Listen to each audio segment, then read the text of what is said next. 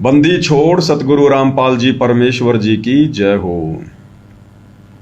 परम पिता परमात्मा सारी सृष्टि के रचनहार कुल मालिक असंख्य ब्रह्मांडों के स्वामी जगत गुरु तीनों लोकों में प्रवेश करके सबका भरण पोषण करने वाले राजाधिराज आत्माधार नाथों के नाथ देवों के देव महादेव सर्वेश्वर महेश्वर मृत्युंजय अजरो अमर आदि अनादि सनातनी प्रभु जगत पिता जगदीश्वर श्री श्री 1008 की उपाधि के वास्तविक अधिकारी अकाल मूर्त सौद स्वरूपी राम वासुदेव सर्वगतम ब्रह्म परम पूज्य प्रथम पूज्य परम संत परम पुरुष परम धनी परम दयालु सत्य कबीर हक्का कबीर अल्लाहू अकबर बाखबर अल्लाह ताला जगत के तारणहार जगत के मुक्तिदाता जगत के जगन्नाथ हारे के सहारे हिंदुओं के राम मुसलमानों के अल्लाह सिखों के वाहिगुरु ईसाइयों के मसीह दया के सागर दया निधि करुणा के सागर करुणा निधि स्वयंभू परिभू संकट मोचन कष्ट हरण मंगल करण दुख भंजन अविगत कबीर निर्विकार निर्विषम परमात्मा अलय अलेख सतगुरु आदि अनादि सतगुरु असली मर्यादा पुरुषोत्तम असली राम असली कृष्ण असली घनश्याम असली मुरारी राजाओं के राजा महाराजाओं के महाराजा शहंशाहों के शहंशाह सम्राटों के सम्राट भगवानों के भगवान अल्लाहों के अल्लाह प्रभुओं के प्रभु मसीहाओं के मसीह सच्चे वाहिगुरु बाबाओं के बाबा पीरों के पीर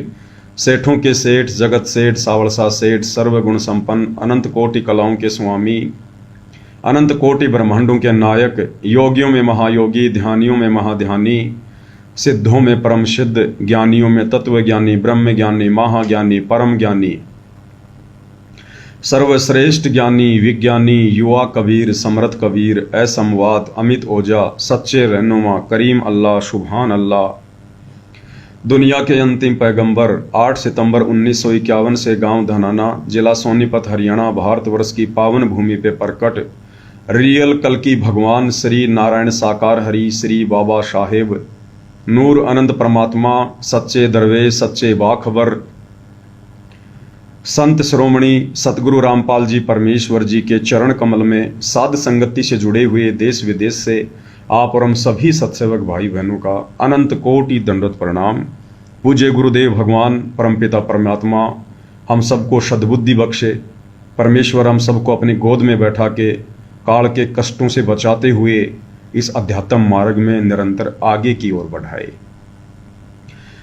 भाइयों और बहनों, हम वीडियो की शुरुआत करने से पहले जो गुरुदेव भगवान की महिमा करते हैं उनका जयकारा लगाकर, यह कोई सामान्य जयकारा नहीं होता है, कोई सामान्य महिमा नहीं होती है, इससे परमात्मा प्रसन्न होता है। हम अपने गुरुदेव भगवान के जो उपमात्मक नाम है, उनकी उपमात्मक पदवियों के जो नाम हैं, वो जब हम जयकारे के रूप में बोलते हैं तो परमेश्वर अति प्रसन्न होते हैं। क्योंकि गुरुदेव भगवान वैसे तो अंतर्यामी हैं, घट घट के वासी हैं, लेकिन परमेश्वर इस काल लोक में आकर और काल लोक के प्राणी जिस प्रकार का व्यवहार करते हैं, कुछ कुछ परमात्मा भी वैसा करते हैं। परमात्मा ही सद्बुद्धि देते हैं, गुरुदेव भगवान ही हमें शब्द देते हैं, हमें विचार देते हैं, बोलने की शक्ति देते हैं, और फिर वे खुद ही हमसे बुलवाकर प्रसन्न होते हैं। आपे आरती आपे साजे आपे किंगर आपे बाजे आपे ताल झांझ झनकारा और आप नचे आप ही देखण हारा। तो गुरुदेव भगवान ही हमें शब्द शक्ति देते हैं, हमें सद्बुद्धि देते हैं, हमारे अंदर प्रेरणा करके स्वयं ही अपनी महिमा करवाते हैं और फिर स्वयं ही देख देख कर प्रसन्न होते हैं।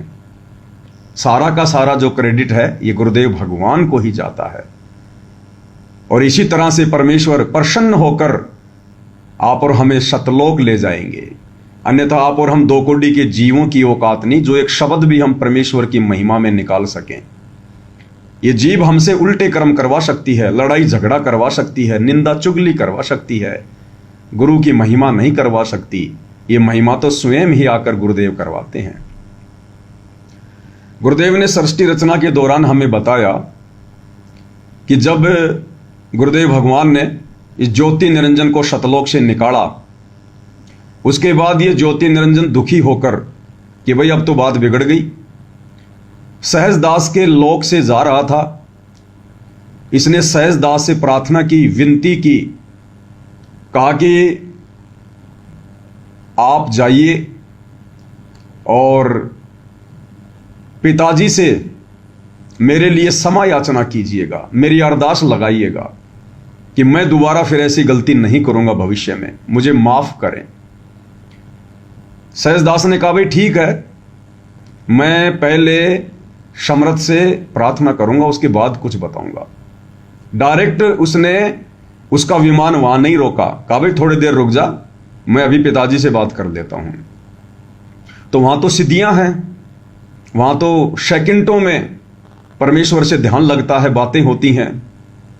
तो सहजदास, क्योंकि वहां पर सबका जो शरीर है वो शब्द स्वरूपी है, सेकंडों में परमेश्वर के पास में पहुंच गए, गुरुदेव भगवान के पास में, और जाकर जो बात उनको कहनी थी ज्योति निरंजन के विषय में, उसको वहां रोकने के विषय में, उससे पहले गुरुदेव ने बताया कि सहजदास ने सत्य पुरुष का जयकारा लगाया, उसकी वंदना की, उसकी स्तुति की कि हे परमपिता परमेश्वर, सारी सृष्टि के सर्जनहार, कुल मालिक, असंख्य ब्रह्मांडों के स्वामी, जगत गुरु, तीनों लोकों में प्रवेश करके सबका धारण पोषण करने वाले, राजाधिराज, आत्माधार, नाथों के नाथ, देवों के देव, महादेव, सर्वेश्वर, महेश्वर, मृत्युंजय, अजरो अमर, आदि अनादि, सनातनी प्रभु, इस प्रकार से।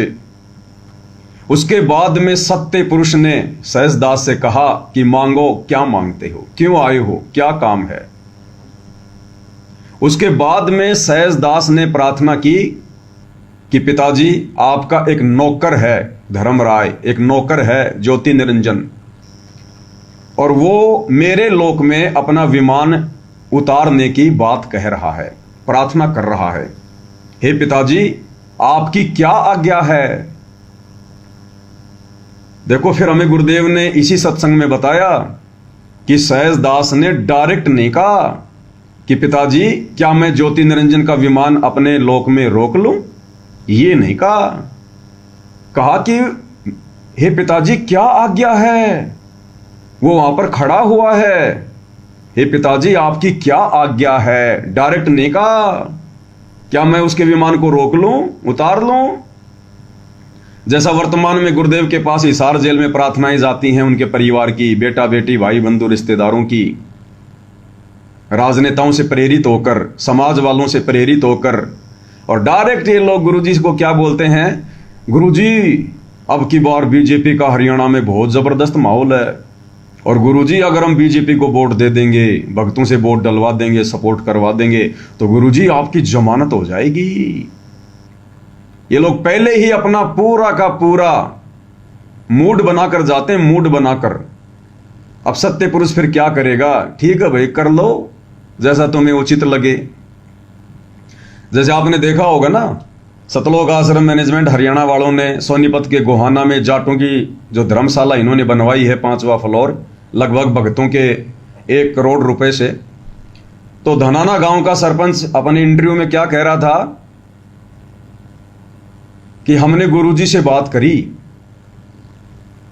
और कहा कि हमने तो पहले ही मूड बना लिया था, जब इस धर्मशाला का काम शुरू हुआ था तो हमने तो पहले ही सोच लिया था कि हमने भी इसमें कुछ मदद करनी है, हम भी 1 फ्लोर बनवाएंगे।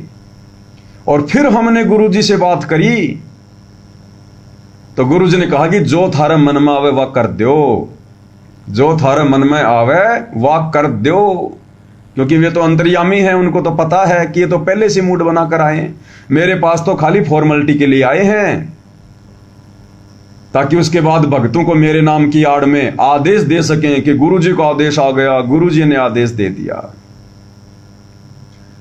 तो सहजदास ने डायरेक्ट नहीं कहा, यानी आप और हमने किस प्रकार से अपने भगवान से बात करनी चाहिए। अगर कभी आमना सामना भी हो गया, ऐसी कोई नौबत भी आ गई, तो हम लोगों ने बोलने चालने में गलती नहीं करनी। हमने ये नहीं सोचना कि मैं गुरुजी से बात कर रहा हूं, मेरे सामने गुरुजी खड़े, नहीं, मैं भगवान से बात करने जा रहा हूं, परमपिता परमेश्वर मेरे सामने हैं। अब मुझ नीच ने, किंगर ने किस प्रकार से बातें करनी है, कहीं मेरे किसी एक शब्द से भी मेरे गुरुदेव नाराज ना हो जाएं। सतगुरु के दरबार में मेरे थर थर कांपे दे, और ना जाने किसी बात पे हमारा बिगड़ न जावने। यानी मेरे और मेरे गुरुदेव भगवान का जो प्रेम है कहीं वो टूट ना जाए, मेरे गुरुजी कहीं नाराज ना हो जाएं। तो हमने बहुत सावधानी, और जितना आवश्यक हो केवल उतना ही, कम से कम शब्द। सतगुरु कोई मजाक करने के लिए नहीं होता है, मनोरंजन के लिए नहीं होता, टाइम पास के लिए नहीं होता। पहली बात तो कोशिश करो कि भगवान बस आपका आशीर्वाद मिलता रहे, दास की भक्ति होती रहे। परमेश्वर ऐसा कभी कोई विशेष संदर्भ में बातचीत करने के लिए आमना सामना ना हो, क्योंकि विशेष संदर्भ में तो बात वो करेगा जिसको कोई शंका हो, या परमात्मा जिसको कोई सेवा दे, उसके बाद फिर बार बार वो अर्ज करेगा, प्रार्थना करेगा। तो कोशिश अपनी यही रहे कि हे परमेश्वर, आपने जो कुछ देना था मोक्ष के लिए, परमात्मा आपने दे दिया, अब तो मुझे सद्बुद्धि दो कि मैं आपकी भक्ति को सफल करूं, व्यर्थ में आमना सामना ना हो। बाकी आशीर्वाद तो परमात्मा का जाएंगे तब लेते रहेंगे। तो सहज दास ने क्या कहा कि हे सत्य पुरुष, मेरे वहां पर धर्मराय आया हुआ है और अपने 21 ब्रह्मांड वहां उतारने की बात कर रहा है, आपकी क्या आज्ञा है?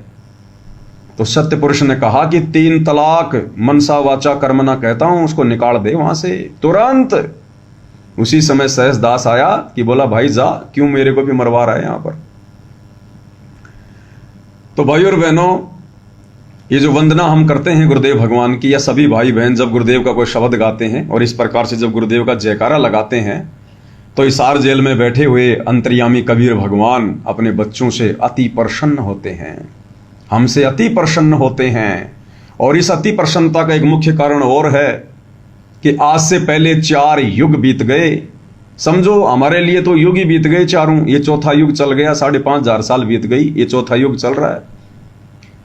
आज से पहले जब जब ये कबीर भगवान सतगुरु रूप में आया है, तत्वदर्शी संत बन के आया है, गुरु बन के आया है, आज तक किसी ने भी इनको परमात्मा मानकर और हृदय से कभी इनकी वंदना नहीं की, इनका जयकारा नहीं लगाया, इनकी ऐसे स्तुति नहीं हुई।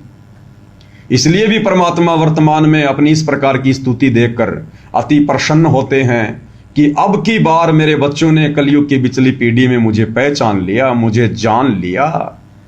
अब की बार मैं अपने आप को छुपा नहीं पाऊंगा। हालांकि सद्बुद्धि गुरुदेव ही देते हैं, अन्यथा इस परमेश्वर को पहचानना तो भाई और बहनों, नाकों से चने चबाना, नाकों से चने।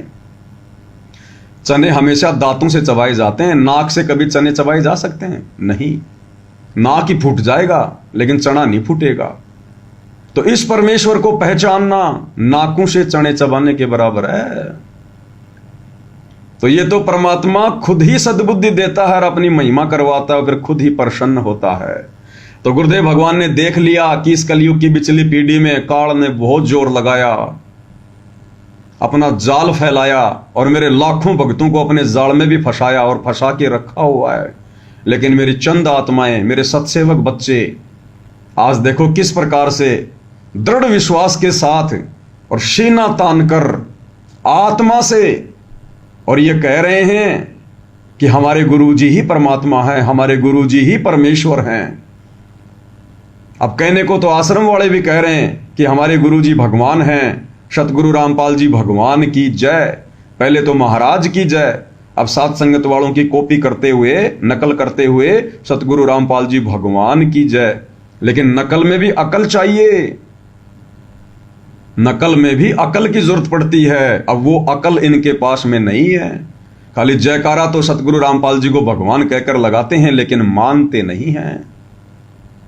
अगर मानते कि हमारा गुरु ही कबीर है, सारी सृष्टि का मालिक है, तो फिर वो दाढ़ी मूंछ वाली कबीर जी की समझे जाने वाली नकली मुर्दा फोटो, उसका हर महीने जून में फिर कबीर प्रकट दिवस ना मनाते, उसको अपने घर पर दरबार में ना रखते, उसको दंडवत ना करते, उसके आगे ज्योति ना जलाते, अपने लॉकेट से उस दाढ़ी मूंछ वाली फोटो को हटा देते। जैसे सत्सेवक भाई बहनों ने सोशल मीडिया पर उस दाढ़ी मूंछ वाली फोटो को फाड़ फाड़ के वीडियो बना बना के आप सभी को दिखाया।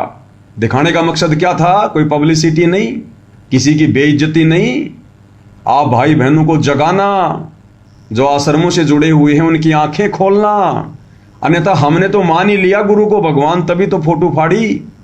लेकिन आप भाई बहनों को जगाने के लिए कि इतनी दृढ़ता, इतना विश्वास कि मेरा गुरु ही परमात्मा है, जब तक भगत के हृदय में नहीं होगा परमात्मा सतलोक की दया नहीं करेगा। तो भाई और बहनों, अब हमें और कैसे दृढ़ विश्वास हो कि वास्तव में सतगुरु रामपाल जी ही कबीर भगवान हैं। और इस दृढ़ता के लिए रह रहकर सबूत भी, वो प्रमाण भी गुरुदेव भगवान स्वयं ही देते हैं, स्वयं ही अपने सत्संगों के माध्यम से, अपने प्रवचनों के माध्यम से, और फिर उन सत्संगों को समझने की सद्बुद्धि, यानी जो संकेत छुपे होते हैं वो सद्बुद्धि भी सतगुरुदेव भगवान स्वयं ही देते हैं।